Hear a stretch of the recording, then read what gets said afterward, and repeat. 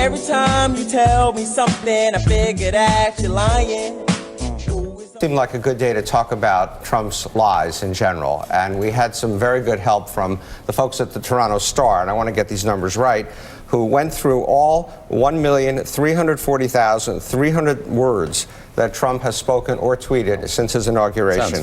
January 20th, 2017. Donald Trump puts his hand on the Bible and begins a historic journey to 2,000 lies. God looked down and he said, we're not going to let it rain on your speech. And Trump comes roaring out of the gate. He lies about the rain, the crowds, his Time magazine covers, his victory margin.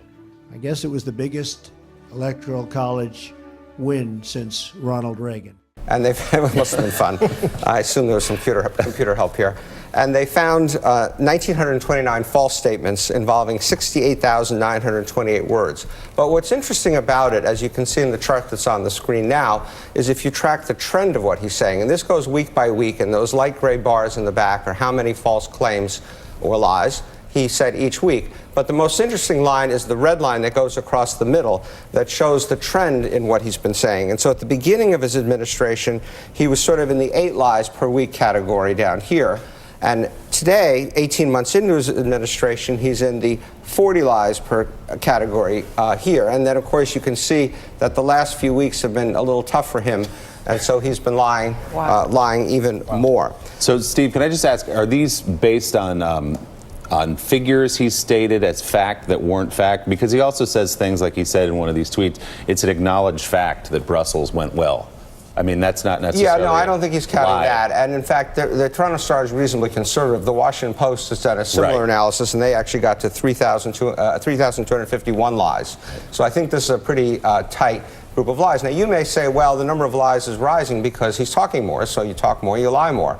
However, if you compare the amount of lies to how much he talks, you see that the number of lies per word is also going up. By March, he had amassed 4 times as many lies as any president had in 2 terms. You look at what's happening last night in Sweden. Sweden, that was a classic. Only Trump could have lied that lie. You know, the Cuban Americans, I got 84% of that vote. So many great lies. I mean, Obama's wiretap. You saw what happened with surveillance. But you stand by that claim about I him? don't stand by anything. I just, you can take it the way you want. And so at the beginning of his term, about, again, let's focus on the red line, about 2% of his words were part of a lie. And by the end of June, he was up to 8.5% of his words were part of a lie. And so he is lying more and more. Even as he talks more and more, the proportion of lies is still going up. And then lastly, we can look at where these lies are occurring. And so you can start with speeches, 648 speeches. Now you may say, well, speeches are written out, so how can there be lies in there? So either they're not fact-checked, or this is extemporaneous stuff that he's throwing in there. And then the other thing I thought was interesting were the interviews. So he's only given about 60 interviews. Half of those are with Fox, and he's lied an average of 6.5 times per interview. He said he interviewed me for 3 hours in the White House. It didn't exist, okay? It's in his imagination. After a long, arduous road, Trump achieved the impossible. His 2,000th lie in office. We can build the wall in 1 year, Yes, sir. and we can build it for much less money than what they're talking about.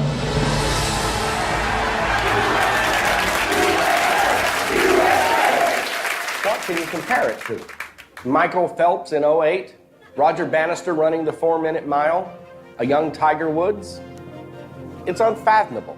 So, Nick Confessore, as you look at these numbers, it's almost hard to compute in 15% of his words and all the rest of it.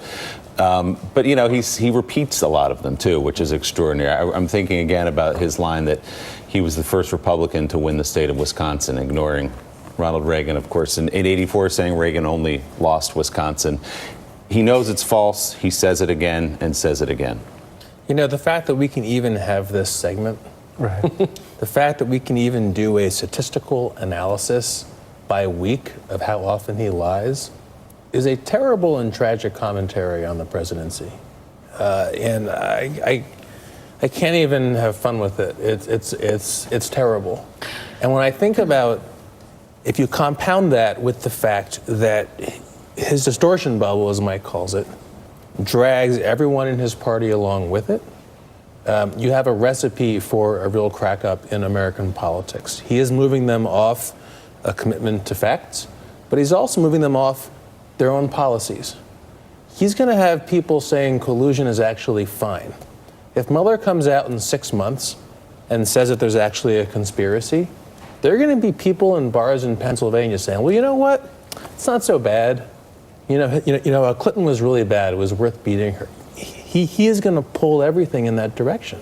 This is entirely consistent with what we know about human behavior, which is that with any kind of habit or addiction, if it isn't addressed, if it isn't called out, if it isn't treated, it gets worse. It's like that with adults. It's like that with children.